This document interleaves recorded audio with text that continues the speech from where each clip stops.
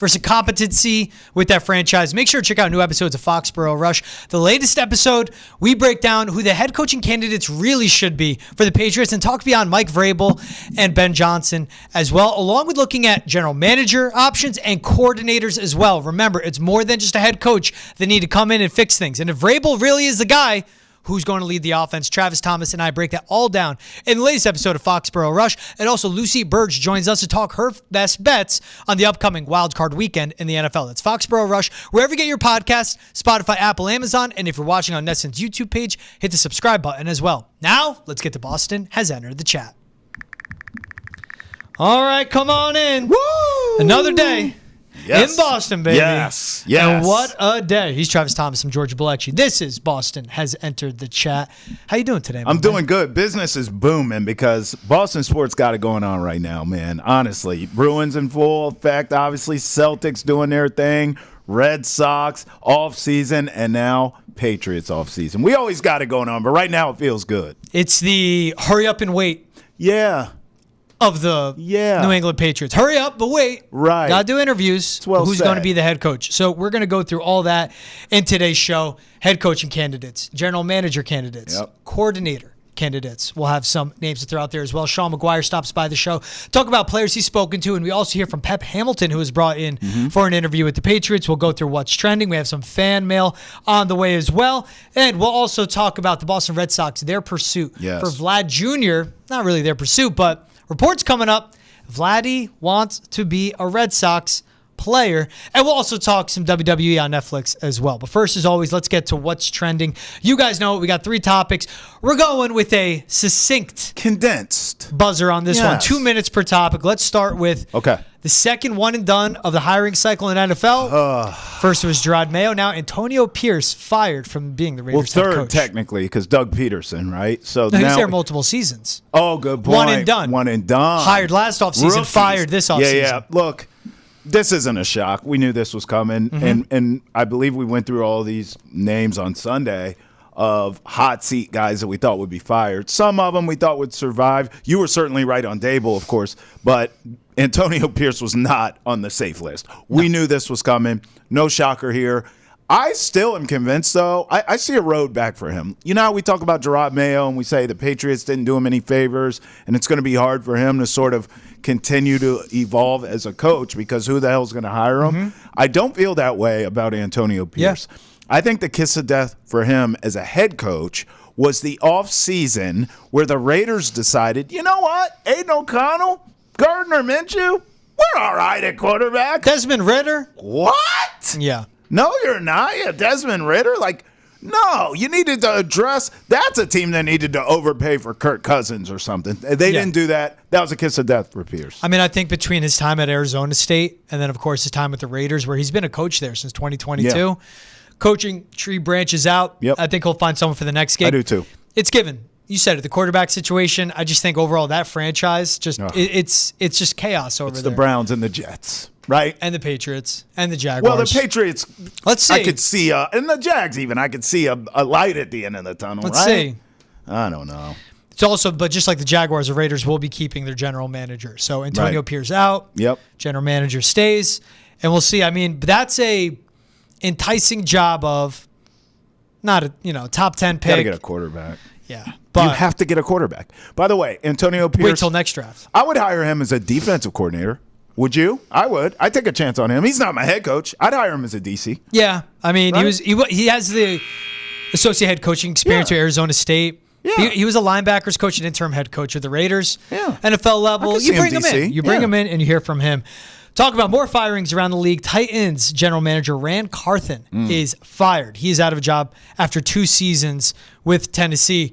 This goes back to the reason the Titans let Mike Vrabel walk or really fire him was because he was butting heads, with Rand Carthen, who was a GM that came in later in Mike Vrabel's tenure with the Titans, but also Mike Vrabel wasn't getting along with the owner, Amy Adams Strunk.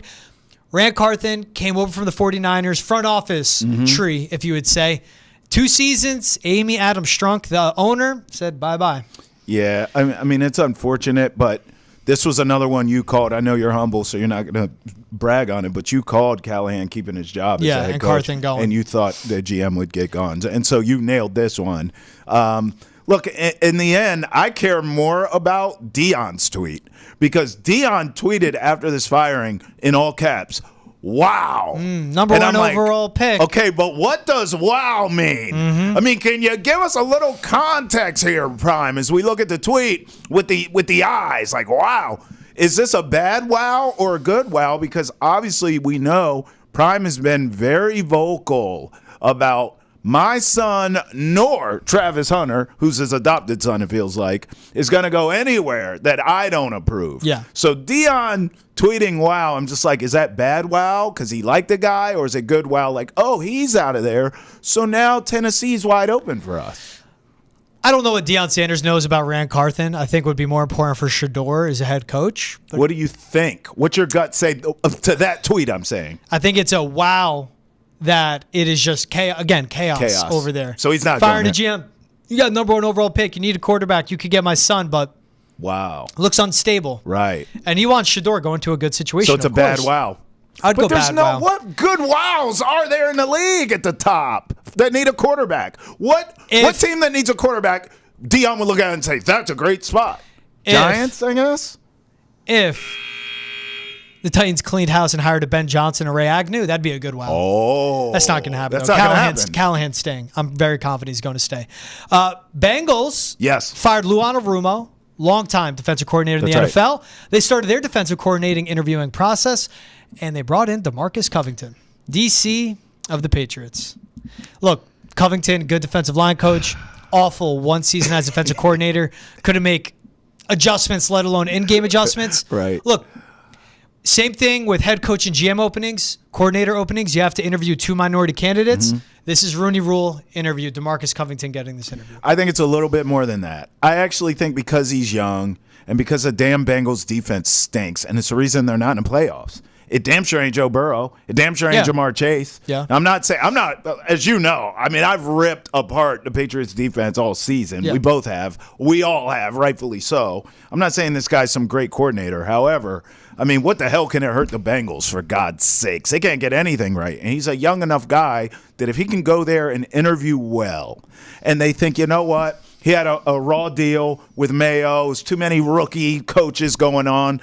Let's have him here. Let's see what he can do. I think he does have an outside shot at it. But in the end, he's probably not going to get this position. I don't think he gets it.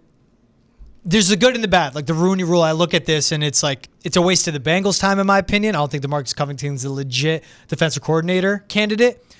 It's kind of a waste of his time. But one of the most important parts of an interview process for any opening in the NFL is the information gathering. Like the Patriots could be deadlocked on Mike Vrabel, but bring in Brian Flores, bring in Wes Phillips, bring in Liam Cohen. Of course, bring in Ben Johnson, bring in those guys. Bring in a Pep Hamilton. We'll talk about that later in the show. What do you gain from that? Information gathering. What's their outlook and their mindset on coaching? What's their system like? What do they think about culture? The way this helps DeMarcus Covington, Bengals go, we interviewed that guy for DC. We didn't like him, but his approach to defensive line coaching, I like. Let's bring him in for that. Or down the road, the Bengals go, we interviewed DeMarcus Covington a couple of seasons ago. Look, we didn't think he was right at the time. Let's bring him back in. By the way, that's what helps. For reference, Bengals 25th in total defense in this league. So they're bottom half of the league anyways. That's my point. He could get this job because they're that bad. I'm surprised they were 25th. I know. You watch them on the field, they look 32nd in the league. Right. They're still one of the worst, though. All right, let's get to some fan mail now, man. Woo! We got fan mail. This is our guy. As you guys know, you could call into the chat. You can email the chat, chat@nesson.com. Yes. Also, tweet at us with the hashtag NessonChat. Yep. We love hearing from you guys, the listeners, the viewers, the fans. We'll have a poll, but first, let's play this voicemail that Robbie from Belmont left us. Yes, Robbie in Belmont. Hey, Pat's got it right today. Pat's got it right. It's embarrassing that this franchise has fallen to a place where they're firing 2 coaches in 2 years. But you could not keep Mayo around. Don't screw this one up. Don't go hire some flashy new name. I know people are talking about Ben Johnson. Don't take the risk. Vrabel's there. We love Vrabes. He's Pats. He's New England through and through. That's who we need to lead this franchise. If it's not Vrabes, I don't want him. All right. Love the show, guys. Take care. Thank you, Robbie. If it's not Vrabes, I don't want him. Mike Vrabel's right there. A year ago, I said you got to at least did. interview the guy. I understand the lock on Mike Vrabel. Yeah. 14 years coaching, 11 in the NFL, 6 years as a head coach of the Titans. Right. Took this last season, quote unquote, off. Was with the Cleveland Browns as a consultant. basically, a consultant to the head coach, which is perfect. You definitely, Mike Vrabel's a guy. Like Robert Kraft wants familiarity, and I think Mike Vrabel, what he brings is what's important. He's led a franchise before. 6 years. Don't undermine that. Of a Titans team that was always overachieving, always over-competing. And with like Ryan Tannehill as your quarterback, at one point getting the 1 seed in the AFC and making it deep into the playoffs. Vrabel's led entire franchises before. I think that's important. But with the Ben Johnsons, because if it's Mike Vrabel, who's the offensive coordinator? Because this is more than getting a guy that can lead and shape the culture. You want someone that will help out Drake May continue to grow. And if you can find it, consistency and continuity with the play caller he's working with the lingo of the offense. And what's really important, especially for this offense, Trav, it was Josh McDaniels, then Matt Patricia, then Bill O'Brien, Right. then Alex Van Pelt. Right. Now it's going to be fill in the blank. 5 offensive coordinators in 5 years. Gosh. It takes one offseason to hit reset on your personnel. Then the next offseason, you get your guys in. Because whoever the OC is that comes in, they go, I don't like that type of receiver Jalen Polk is or Javon Baker. Jaheim Bell, not for me. Caden Wallace, you know what? I want a different type of tackle. I'm going to run a different type of run game. You need to bring in the right OC that can be there and give yourselves, personnel-wise, a couple off seasons just to keep it consistent with the offense. So, lock on Vrabel. Who's the offensive coordinator going to be? Who's going to lead the offense? That's important to me. I think that's a fair point, and I would actually lean to some of these head coaches. You know, if and we've talked about this, if a Kevin Stefanski, who we both think is going to retain that job, but if someone like that comes available, we used to say Brian Dable, we know that's not happening now. But depending who's out there offensive coordinator-wise, it would – I agree with everything George says. The only thing I would say, Robbie, and I would push back a little bit, is you said Ben Johnson's too big of a risk.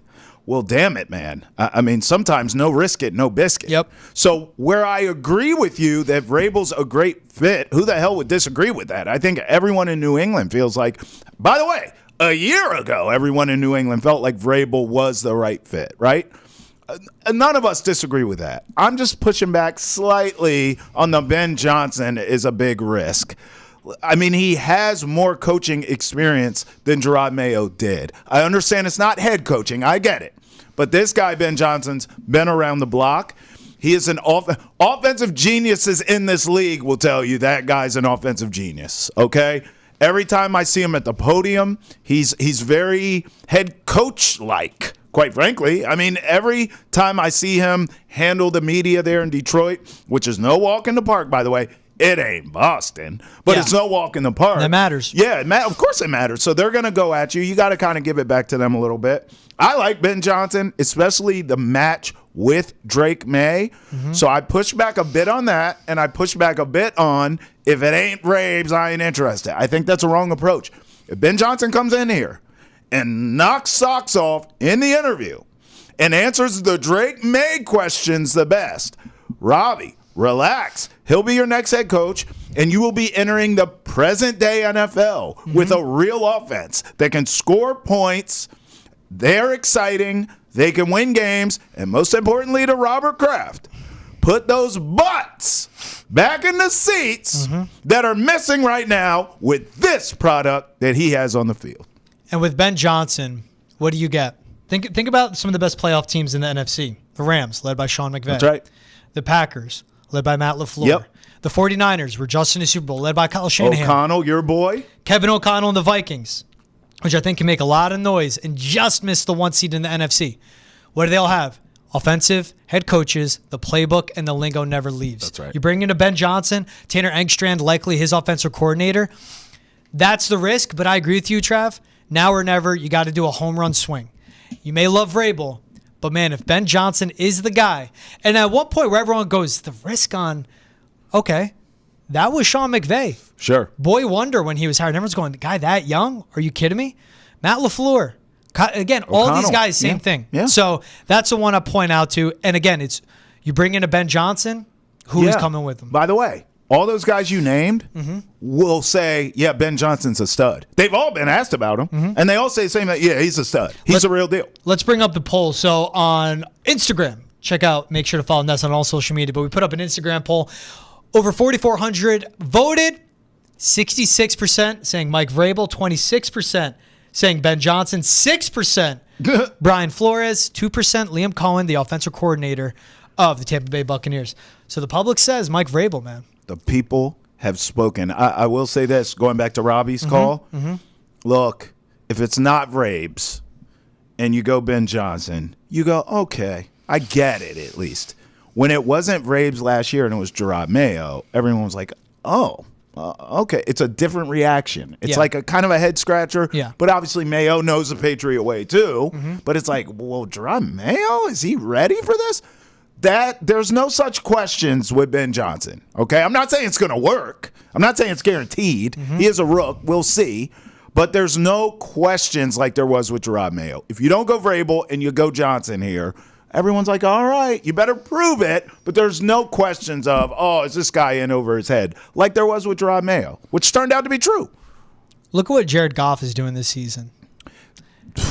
Put that system, that IQ, that play caller with Drake effing May. And money to spend in the offseason so you can get help. A top 5 draft pick, which should have been number 1. I'm not over it. But whatevs. 4, okay, bring it on. Yeah. So top 5 pick. Like you have some, you're cooking with grease here, Ben Johnson. If you do come here, you are cooking with grease. And look, the Liam Cohens, he's 39, Sean McVay disciple, was with the Rams, wide receivers coach, QB coach, OC, go with the Bucs. Brian Flores, sneaky could be in there. Look, first season with the Dolphins, ownership wanted him to tank. He went from 5 wins to 10 wins to 9 wins. He didn't get along with Tua. You hope he learns. But it's A and B is Vrabel and Ben Johnson, any order you want to put them in. Those are the 2 guys they got to strive for. If you're enjoying the conversation, be sure to tune in Monday through Friday to Boston as Enter the Chat. We talk about all the latest news in sports in Boston and around the country each and every day. You can find us on YouTube, Twitch, Spotify, Apple, Amazon, or wherever else you get your podcasts. All right, let's bring him in. Sean McGuire of Nesson.com. Sean, you caught up with players in the locker room on the Monday. After the firing of Jerod Mayo went down. Now, the players spoke before Robert Kraft spoke to the media, so I'm happy the Patriots didn't throw that on the players. Kraft speaks, and the players got to answer for some stuff he left on the table. But when you were in the locker room, both on Sunday after that season-ending loss and then the following Monday, what jumped out to you from your discussions with the players? Yeah, I think it was a very subdued, kind of a down locker room on Monday. A lot of, some of the players didn't really want to touch too much on the Jerod firing. Others were kind of, let's put it this way, there was certainly no one happy in the locker room among players. They either declined to kind of get into it and declined to talk about it, or some of them were just, pretty down. Deatrich Wise specifically, he kind of sticks out among that group just because, one thing he talked about was he didn't get a chance to say goodbye to Mayo. And, he really wishes that he had a chance to say goodbye, but it happened so fast. So David Andrews also called it a difficult day along with Wise. Davon Godchaux said, he was one of those he was one of those that kind of deflected and said, we don't make the decisions. I know Christian Gonzalez kind of said some of the same, that deflection, but a lot of it was, like I said, it was a down locker room because I don't, at least publicly, the players didn't want to, support the firing of Jerod. And like you mentioned, Christian Gonzalez, quieter player, but a leader on the field. Davon Godchaux is certainly one of the leaders in the locker room and on the field as well. You also spoke with Demario Douglas. I know you spoke with Deatrich Wise as well. What was it like to talk with those guys? I know Pop Douglas, just a second year in the league, but Deatrich Wise, like a Davon Godchaux, especially Deatrich, been with the team for a long time. That's a guy on the defensive side, but overall in the locker room that is a leader for the team. What stuck out to you about the conversations with the Wise or Pop Douglas? Yeah, and I'll include Godchaux among those as well. And because one thing I wanted to hear from the players is, now that it's official, Jerod Mayo is gone. So why do they feel like or what makes them a viable landing spot or an enticing landing spot for the next head coach. And I thought, Davon Godchaux really probably gave me the best stuff that I got from any of those guys. And he said it was absolutely the best landing spot among those that were open. So you're talking Chicago, you're talking Jacksonville, New Orleans, among those landing spots, Davon Godchaux without a doubt believes that the Patriots are the best. And a lot of that is due to Drake May. He talked about Drake May, he talked about Christian Gonzalez, and I have the quote right here. The coaches of the guys that are entering with the quarterbacks, rookies, absolutely, and that's no shot at any other guys, but just what I've seen from Drake so far, absolutely. So he has that. Again, talked a little bit about Christian Gonzalez and, having those guys on defense, having, a Christian Barmore and some younger pieces as well. Going to Demario Douglas' side of things, he talked about the environment, the fans and, how you could really tell the atmosphere. He called it different on game day, and just kind of talked about how you can tell that the Patriots fans really enjoy what they do, and just everything that kind of involves the organization. And Deatrich wise, he talked about the culture here is winning, which I don't blame him. It hasn't been the case for the last few years at least, but I understand what he's trying to say. He was talking about the culture that Bill left and Jerod took over, and just the family style atmosphere and championship level expectations. So, those were a few things that the guys said in terms of, why they feel like the Patriots are the best landing spot for a coach this season. Mizzle, I know George is going to ask you about Pep Hamilton, but I'm going to ask you about a D.C. guy who's a legend where I'm from, Byron Leftwich, interviewing with the Patriots here. Hasn't coached in a while, has never been a head coach in the NFL. What are you hearing? Is there any shot that this guy has a shot at anything? I mean, I look at it as an opportunity for him to interview as a head coaching position, but he has zero chance of being the head coach, right? I would agree. As crappy as that is, I would say the job isn't going to go to Byron Leftwich, but I do think that there's something to be said. And, maybe it's a quarterback coach, maybe it's an offensive coordinator. I think a lot of these interviews, they're conducted because, they're head coaching interviews. Mm-hmm. But a lot of what they gain and a lot of the intel and the conversations, those could trickle down into different positions. And, so maybe it's, Kraft and company kind of hearing what Byron Leftwich would do with Drake May or something like that, and I think there's value to that without a doubt. But to answer your question, I would agree that Byron Leftwich isn't going to be the next coach of the Patriots. Yeah, it's, the way I progressed or what I predicted how it would go is the fire happened Sunday. Monday, we'd probably hear 2 interviews. Kraft had his presser instead. We hear about the 2 today. Byron Leftwich, then Pep Hamilton. We know it. That's the Rooney Rule. And for better or for worse, Byron Leftwich been out of football for 2 years, won a Super Bowl as Tom Brady's offensive coordinator. Pep Hamilton, been with Stanford, Michigan, the Chargers in 2020 with Justin Herbert, with the Houston Texans, been out of football from coaching the last 2 seasons as well. The Pep Hamilton one is intriguing. I want to play this sound right here. This is from KPRC2 in Houston. My boy Chancellor Johnson had on the show back in September. This is what Pep Hamilton had to say about the Patriots quarterback room. One thing you can't teach is you can't teach talent. All right? Joe Milton, you notice I didn't have Caleb Williams. I didn't have Jaden Daniels. I didn't have J.J. McCarthy. You have to explain this one to me. Bo Nix. I don't have any of those guys. Now, I want to give Michael Penix an honorable mention, okay? Because I think he's a special player. But with Joe, 6'5", 240 pounds, okay? And in the preseason, he was the best quarterback on that Patriots roster. He outplayed the other 2 guys. But the economics say that, okay, we're going to get a veteran a shot. All right, Drake May, up and coming. They invested the 3rd pick into Drake.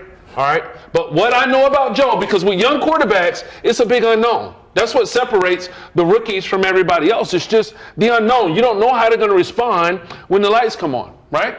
All right. One thing I do know is I know a little bit more about Joe, and I'm just a bit biased. We're having fun. At least you can admit that. At least you can admit that he's biased. I recruited him to Michigan. It's okay. Right? It's okay. Ain't nothing wrong with that. I trained him in the offseason. I understand that. So I know just a little more. But when you go put the tape on, all right, the tape, it speaks for itself.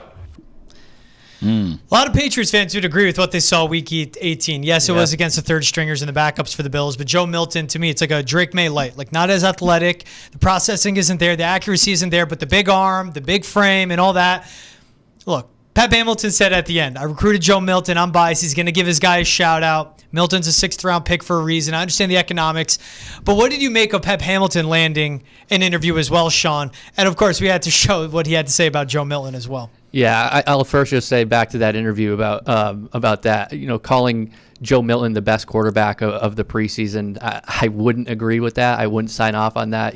Saw a lot of the preseason stuff, saw a lot of training camp. Drake May was clearly head and shoulders above everyone else in the room. But yeah, that is kind of funny to hear. I would say kind of a similar thing to what I just said about Byron Leftwich. I wouldn't expect that Pep Hamilton is the next head coach of the Patriots, but I think this is another one where, are you talking about offensive coordinator? Are you talking about quarterbacks coach? Mm-hmm. Just kind of having those conversations and, gaining some intel, gaining comfortability and familiarity with these guys. I think that goes a long way. I'll say I think the top 5 list would look quite a bit different, this year, and not just because, a lot of those guys are not 25 anymore, but just because what we've seen from, Drake May and Jaden Daniels and those guys. So, but I did appreciate the clip. So did I. So now let's get to timeline. As you look into your crystal ball that says S Mizzle on it, and you can see the future. When are we going to get an announcement, do you think? Ben Johnson, Vrabel, or otherwise, when do you sort of see timeline-wise when they announce a new head coach? Yeah, they're certainly, they've certainly gotten started, and I feel like it's moving relatively quick at this point. I saw there, I believe it was a Mark Daniels report of Mass Live. He said that Vrabel will be interviewing this week. I believe it was Albert Breer who said that the Lions gave Ben Johnson kind of permission, I guess, to interview starting Thursday through Saturday. So it sounds like the top 2 guys that we all feel like will be the top 2 guys will probably have those initial conversations by Saturday, maybe even before that. So I think it's moving fast. I do think, are they really only going to interview Ben Johnson once virtually? And I just have a hard time thinking that is the case. I assume he would be a finalist. And because of that, and because of the Lions schedule and everything like that, it stretches some things out. So, we're sitting here on January 7th. Could it be determined in the next 2 weeks? I guess it could be. But I also don't feel like they should rush it. We talked about this the other day as well. This should be a legitimate process. They should do their due diligence and not just once. They should have these conversations with Vrabel and Johnson and Liam Cohen if he's a top candidate for them as well. And I also saw that Brian Flores came out today and confirmed that he would accept a request if the Patriots requested him to interview. So just back to the timeline thing, I think it could be probably 2 weeks at this point. I feel like that's probably safe to say. Okay. But I don't think that's a bad thing either. You need to make sure you're making the right decision, and you need to make sure that the process is thorough and extensive. So I wouldn't say, okay, well, we satisfied the Rooney Rule, and we want to hire Vrabel, so we're just going to hire him on the 8th. I wouldn't say that. So I would say the next 2 weeks. Okay. Yeah, I think the big part, look, the Pep Hamilton, Byron Leftwich happening that fast, that's a Rooney Rule. That's the Patriots putting it in action. But Byron Leftwich, 3 years as an offensive coordinator, won a Super Bowl, learned from Bruce Arians. There's value there. Maybe he's the offensive coordinator. Yep. Maybe he's the QB coach. Pep Hamilton, he's been a assistant head coach with the Browns and with Michigan under Jim Harbaugh. That's significant to me, along with being a passing game coordinator and offensive coordinator in the NFL. Those two bring experience to the coaching staff. That's what's needed. You can interview Pep Hamilton to be your head coach. You go, you know what? It's not for us. But as a quarterbacks coach or a passing game coordinator or an OC, maybe that works with either role. So we see it all happening. He's Sean McGuire of NESN.com. Sean, thanks for hopping on. Boston has entered the chat. Catch him and Keegan Stiefel. Their full coverage, everything Patriots in the coaching and GM search, wherever you need your coverage, and all your coverage needed right there on NESN.com. And if you want to hear more on all the happenings around the Patriots, from head coaching search to what they should do in the draft and with their front office, be sure to check out Foxborough Rush every Monday, Wednesday, and Friday. You can find us on YouTube, Twitch, Spotify, Apple, Amazon, wherever else your podcasts are found. And make sure to hit the subscribe button on NESN's YouTube page as well. All right, man. So as you guys can tell, it's all in on Patriots and football. But the Red Sox, offseason keeps going. New names emerging, not just for this offseason, but next. Let's start with the rumors coming about Vladdy Jr. Bro. Bob Nightingale reporting that Vlad Jr., if he doesn't get a new deal done with the Blue Jays, Yes. by spring training. And they're far off. Yep, and they're far off right now. He's saying, forget about it. I'm going to play this final season. I'm going to go into free agency. And apparently, Vlad Jr. wants to be a Boston Red Sox. He wants $450 million. He says the Blue Jays are off by $100 million. So they're way off. That's like, yeah. We're not on the same page. Yes. And also, too, before we even get to the Red Sox side of this, I've lost so much money betting on the Blue Jays. I have to get this off my chest. This team, this franchise, in the Vlad Jr. era, we'll call it, has consistently underachieved to the point where it is clear it just ain't working. So if you're Vladdy Jr., look, I don't know if it's true he wants to be a Red Sox or not, but I know this. It ain't working in Toronto, and if they're that far off with the money, it probably is time to go. Now, here's my thing. If you're this far off financially, as we look at the numbers here, if you're this far off, right, I mean, and you've constantly and consistently underachieved as a franchise, if you're the Blue Jays, don't you trade them, George? You're not just going to let them just walk right out of your life. Okay, you could be a free agent. At the deadline. Thanks for your service, Vladdy. Hell no. You got to trade him. Yeah. Don't you think the Sox will have to get involved with a trade here? No, because he would have to agree with an extension with the new team if So they it's trade a him. rental. Exactly. It'd be a half-season rental. Okay. He could go be a mercenary for some playoff The team. Dodgers. Maybe the Red Sox. They wouldn't trade him to the Red Sox. Yeah. The Dodgers. Because they get everyone. Blue Jays at this point, they should get the biggest return possible, trade him at the deadline. Right. Now, yes, say if he goes to, let's say it's the Dodgers. What the Red Sox are risking at that point is He's happy. He's in their building. Yes. He's happy. He's winning. He's around a lunch of bats. That's my point. Do you trade for him to ensure if he You wants think to the be Blue here? Jays would trade within division mid-season? You got to get something. Red Sox have prospects. Am I crazy? Yeah, but it's within the division rivalry. And he's killing you for a decade. And the Red Sox are a team that's ahead of you. Why help them get even further ahead? Yeah, you get their prospects in return. Sure. I get it. It's tough to see that divisional trade going down. And for Vlad Jr., that's something you could go with the risk of, let's get him a free agency. We don't have to give up any more of our prospects because Kyle Teal already gone, Braden Montgomery already gone in a trade, of course, to get Garrett Crochet. Let's see what the rest happens. But this is the right-hand bat they need. I mean, 940 OPS, 26 or more home runs the last 3 seasons, and a good glove defensively. I think the glove's a wash. This is the power bat they need. But then, this is when it gets interesting, Trev. Red Sox in pursuit on Pete Alonso.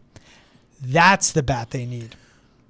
This guy is 35-plus home runs, 46 and 40 the 2 seasons prior, ton of experience, been a game wrecker in the middle of the Mets lineup since 2019. He has, bro. The only player with more home runs than him since he got up to the major league level is Aaron Judge. It's the best company you could be in. Yeah.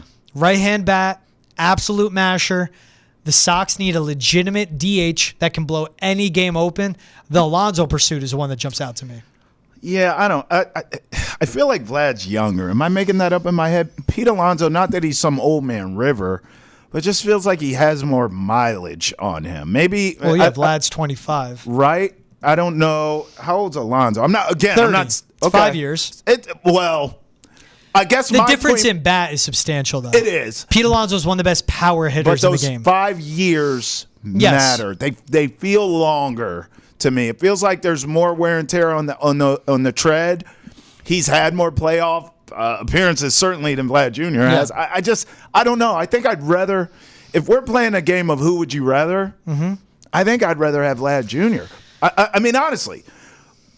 Not that I'm against Alonso. Who the hell would be? I'm just saying, look, you can't have both. Okay, this isn't fantasy baseball here. So if it's one or the other, I think, and maybe this will be a good poll to get people to vote on. I think I would play the long game and either trade for or wait out Vlad Jr. I think I would, George. It sounds like you would go Alonso. Well, it is significant, the age of Alonso, and he is coming off a career low in all the major hitting categories, including home runs. So if it starts to taper off, you don't want to shell out all that money if it's a guy that's 30 and you only get, maybe 2-3 good years out of him. It's the same thing that puts him in a predicament with Alex Bregman. Now, the connection between a Pete Alonso, a Vlad Jr., and an Alex Bregman, if the Red Sox give an Alex Bregman all that money this offseason, then could that cost him a Vlad Jr. next offseason? Oh, that's fair. And that's a short versus long game as well. Yeah, that's like a domino effect. And all this you have to mention. Now, look, Alonso, Vlad Jr., right-hand bats. Tristan Casas is still there at first base. That's a lefty bat. Exactly. What do they predict from him? Yeah. We've seen Craig Breslow come out and speak about Casas not going anywhere. They need a righty bat desperately. They need a DH desperately. I think this is more of the play there between Vlad or Alonso. Yeah, I would agree with that. The one where I always give Bregman the defensive versatility. If you want Raffy to become your DH, Bregman can play third. He can play second. Yeah. Exactly. And he's also, don't poo-poo this, George. I mean, we can't just gloss over the guy's a champion, knows how to win. This is a Cora guy. Some of this stuff isn't quantifiable, right? Like, I'm big on the leadership Bregman brings. Me too. That's who I want. You need adults in the room. Yes. You need a leader in that clubhouse. That's right. Thank you. Especially surrounded by so many young players. By the way, just for reference, because we were talking about a Vladdy trade potentially and giving up prospects to get him here to ensure that you can re-sign him. Just a quick Google search. Top farm systems in MLB. This is according to MLB.com. So this got to be law right here. Of course, the Red Sox are top 10. They're number 7 on this list. But for reference, because you said, hey, if you're the Jays, be careful trading them within the division. This guy will kill you for a decade. Rays, number 1 on the list. Twins, so another AL team. O's, number 3 on the list. In other words, you're not going to escape this guy. Guardians, number 4 on the list. He's going to be in the AL. If you're just going to go off of Blue Jays, where can we get the best return? He will haunt you. There's no way around it. All the best farm systems in baseball reside in the AL, and 3 of them are in the damn division. So there's no way around it anyways, if you go that route, which I have to imagine. My God, you're just going to let him walk out of your life, that kind of talent? Hell no. You better get something for him while you can. They'll get a return. Right?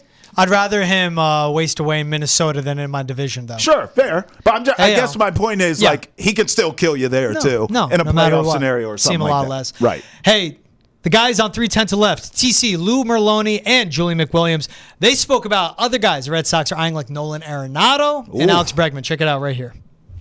All right, guys, another adult that's been discussed, Nolan Arenado. A lot of talk that the Cardinals would like to trade him, and there's a lot of talk that he would absolutely love to come to Boston. You see some of the reports that he has already invoked his no-trade clause, but reports are that he would waive it to come to Boston. We know the relationship he has with Trevor Story. But over the last couple of years, there's no doubt his bat has not been what it once was. 10-time Gold Glover. We know he can play third base. Lou, would he be a fit? Could he be the guy instead of Bregman?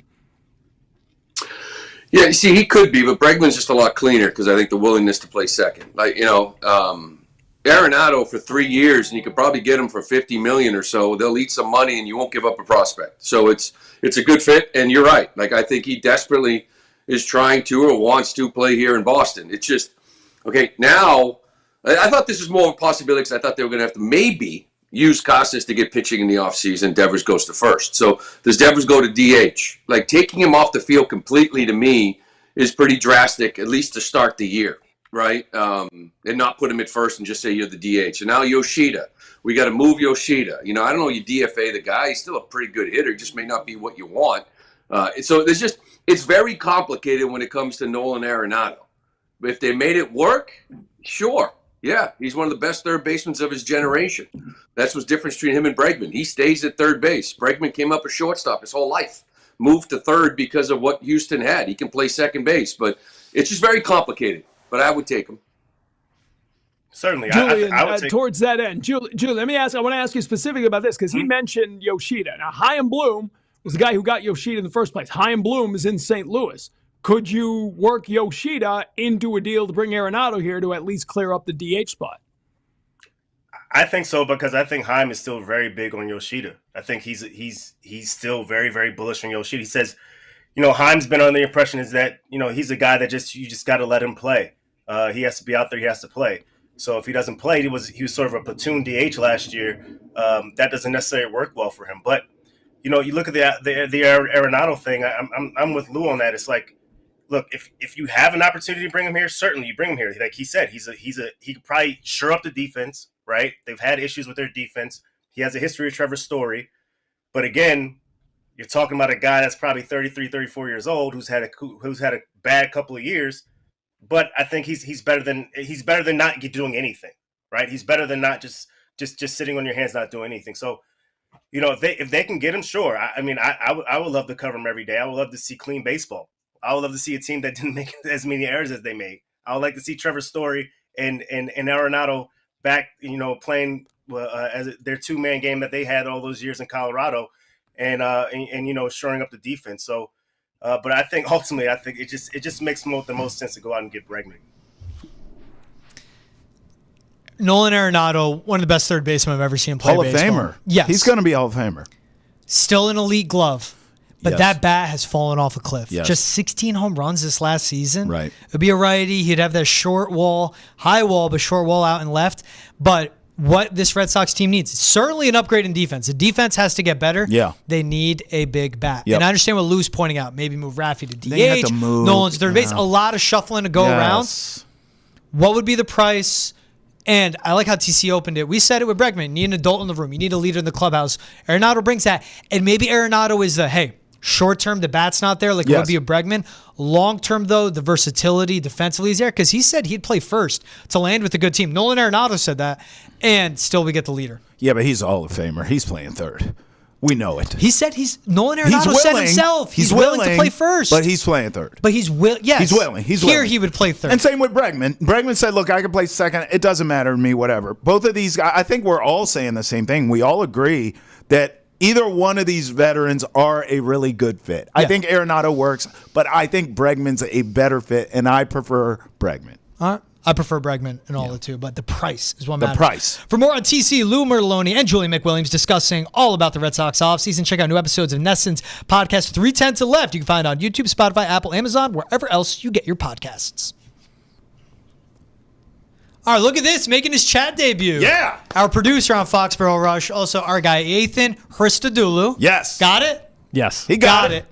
Ethan is a big WWE fan of wrestling overall. Look, we all grew up watching it. I've fallen off. I got to get back on my game. But monumental night in WWE, debuting on Netflix Monday night. It was in SoFi Stadium, right? It was not in SoFi Stadium. It was in LA where I think the Clippers play. Oh, in the Clippers new arena. Into I saw the arena. Halo Into watching it. I saw the Halo watching it. Thank you for correcting me there. Yeah. Look, it looks sick. Like the Rocks walk out with the pop. Obviously, the Bloodline match with Roman Reigns. We see Cody Rhodes. Look at you. I'm not going to list it all off. Look at you. I'm always a fan of Hulk Hogan getting booed. Ethan, but you're the guy. You're the one that watches it all. What did you think of it, man? Netflix, hey, no buffering. They pulled through.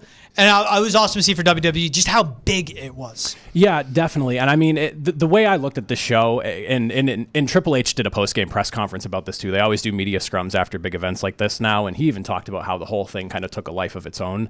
And it definitely did. There were expectations of premium live event. This is, not just a regular Monday night show. And I definitely think they delivered that. The match card was great. The in-between segments or promos, for those of you that might not be wrestling fans watching this, as they call it, were also really good. So this was a show that you wanted no buffering. Right? It's simple. And on top of that, you wanted good quality content that felt like bigger than a Monday night, and I definitely think they delivered. Well, I want to ask this because George made fun of it, but I want to get into it because Hulk Hogan, not only did he get booed, but it was a struggle bus. The whole thing was a struggle. The fans gave him the business, but also the Hulkster, brother, you have not aged well. Like, he can't even do this anymore that good. He's pushing some crappy beer, I guess, that he's all about. Then when he ripped the shirt off and he had the Netflix shirt under the Hulkamaniac joint, he was barely ripping it. He was struggling. What's up with the Hulkster, man? I mean, hey, you gotta understand, my entire childhood, I was a Hulkamaniac. I ate the vitamins. I said the prayers. I mean, I did it all. I didn't do the steroids. He wasn't telling you that behind the scenes. You didn't party in the 80s either. I didn't party in the 80s. Yeah. I didn't do the things he was actually doing. Yeah, that with the juice. I believed the things he was preaching that we later found out were lies, Ethan. And then we learned he's a piece of Shaq. But in the end, I mean, talk to me about the segment where they booed him and the Hulkster not aging well. Ethan. Yeah, I mean, that's honestly one of those things that as a fan, you think WWE's pretty good at reading the room on a lot of things. And it's nice to see, even with them moving on from like the Vince McMahon era and all of that stuff that they've dealt with, that there is still like a segment of that company that still struggles with reading the room, and even with Vince McMahon gone, who could not read the room for the last 10 years he was there. But I don't know. I mean, you look at the whole situation, the entire setup, where they were as well, knowing your audience.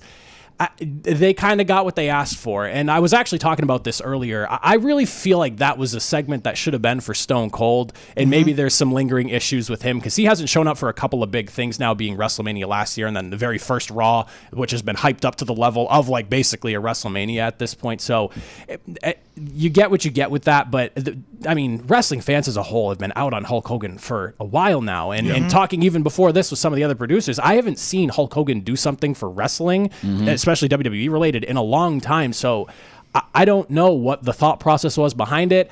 I'm not surprised that was the end result. And that's the one black mark on what was a fantastic night overall.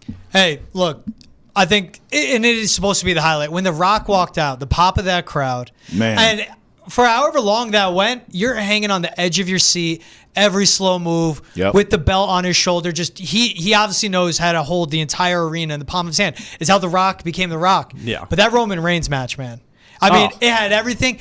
Cody Rhodes doing what he was doing in 2 of the 3 pieces of a suit and dress shoes, man. I think that, to me, was a peak of the night. What about you, Ethan? Yeah, no, absolutely. And I'm glad you brought that up because that match for me was, and there's a lot of stock that was going into CM Punk and Seth Rollins main eventing the show. And believe me, love that match. And there was a real big mixed response between Rollins and Punk fans on Punk winning that match. I'm a big Punk fan, so I was happy to see him win. But for me, the highlight and most consequential, I guess you should say, match as far as the 4 that we got for that night goes, it was that one because that's a matchup that had so many storyline implications built into it for, this Roman Reigns bloodline thing for you two, because I know you're not as ingrained in the wrestling world as we are, but it's been something that's been going on since the COVID era when Roman Reigns came back during, I believe it was SummerSlam, if I'm remembering correctly. Someone can yell at me in the comments if I'm wrong, but this is something that has been going on for about 5 years now at this point. And for it to lead to this culmination on just a Monday night show where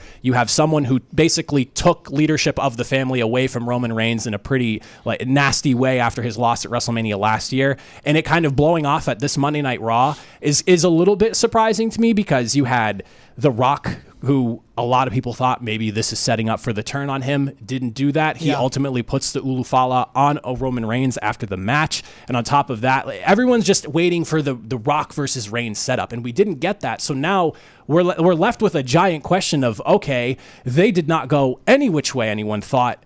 Where do these guys go next? Hey, big picture, macro view of this stuff.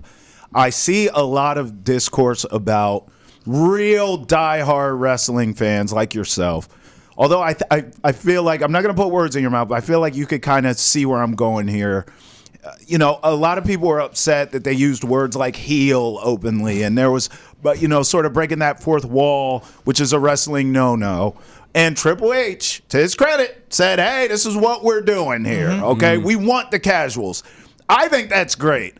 In fact, when you talk to George and I, this is why I say you're a diehard wrestling fan. George and I have respect for the game. George told you, hey, I fell off watching it, but I grew up with it. I fell off after the Attitude Era. I thought, to be honest, this would make me sound like an old head, I thought that was peak wrestling and there was nowhere else to go but down. And so I tapped out, even though I still know who's champion and I follow it to that extent. So I don't think George or I are casuals per se, but I think it's good that Triple H is leaning into this. Do you?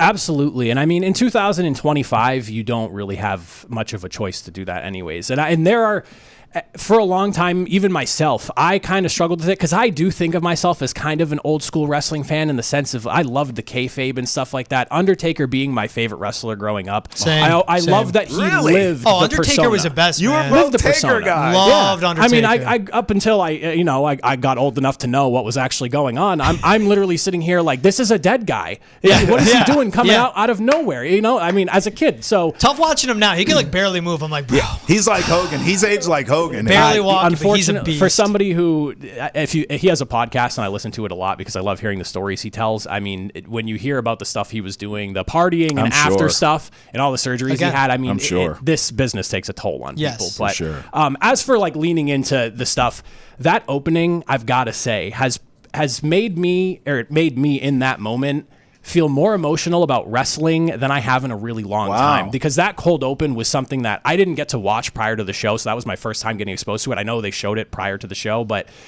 going into it, I didn't expect that. I just had seen something got posted. I didn't know it was going to be that. And I'm driving home as this is happening and I'm sitting here and like, I can feel it in my soul as a wrestling fan, because wrestling, the entire sport entertainment of it, has so many things in the real world that I think a lot of people don't realize, but it has had such a large influence on pop culture from day one, when, you know, you go back to the carnival days of wrestling when it wasn't organized the way it was and it was a giant circuit thing, to Vince McMahon turning it into what it is today, and now going into this new era on Netflix and whatnot with Triple H at the helm. It's had so much to do with pop culture and people don't realize it. So I love it. And like the heel and face thing, like in this day and age, we all know. Right. Even me, old school fan, do I wish that maybe it was a little less apparent? Sure, but I get it and I understand why. And it's almost like insulting people's intelligence to try and act like this isn't what we're doing here. Yeah. And I'm glad that they're embracing it at this point. At least own up to it. Like, just come out and say, like, this is, and Triple H it's said entertainment. It is huge to be on Netflix. Like, this is monumental for wrestling. And look, everything Netflix is putting out it was with the Jake Paul stuff. It's been with the Tom Brady roast. Netflix is making the push of showing they can handle live events. Netflix, we're talking about wrestling. Netflix is making the push for a Super Bowl, possibly a World Cup down the road. Like, let's all of it. Them, Apple, they're all gonna be bidding for it. It's cool for WWE to embrace it. I think it's awesome for them to own it. Yeah. And look, end of the day, if you were entertained, what more do you want? That's right. And I think what's really important with the sport like that, you want to talk about it. You want to come in the office and talk about it like it's a football. And they're real athletes. They're real athletes. I don't care. The people that say, "Oh, well, it's fake." Well, so are you. Okay, sit on your couch and eat your bonbons. Really quick. I don't think I've ever told you guys this. Did I tell you that I actually went to the New England Pro Wrestling Academy for a few months? Come on. Oh, my God. Yeah. So right out of high school, I did go into doing that. And the moment I decided I didn't want to do it anymore, I took a weird bump. My neck was stiff and hurt for about a month. And I was like, okay, I enjoy watching it. I like having my body intact. Yeah. I get it. But it gave me a big appreciation. But the one thing that stood out for me from that, because people have always said, oh, it's fake, blah, blah, blah, blah. And that's so insulting to what they do. But the very first bump that I took on the mat, when I hit the ground, it felt like my heart nearly blew out of my chest. And I was like, wow, this is not, even as something as simple as hitting the ropes. I mean, they're metal wires that are electrical taped, basically. So, I mean, it's not fake. It's very, very physically real. We need pics or video, or it didn't happen. Yes. Hey, do you get back in the ring? I'll be your manager. The promo guy will be the Mediterranean monsters, you and I. Greeks and Armenians, bro. Yes, brother. Ethan, love having you on chat, man. Appreciate awesome talking wrestling. A little trip down memory lane. Thank you to everyone for tuning in to Boston's End of the Chat. He's Travis Thomas. He's Ethan Ristodoulou. I'm George Balekji. This was the chat. Make sure to like, subscribe, download, rate, review wherever you get your podcasts. Hit the subscribe button on Nesson's YouTube page as well. We'll see you guys.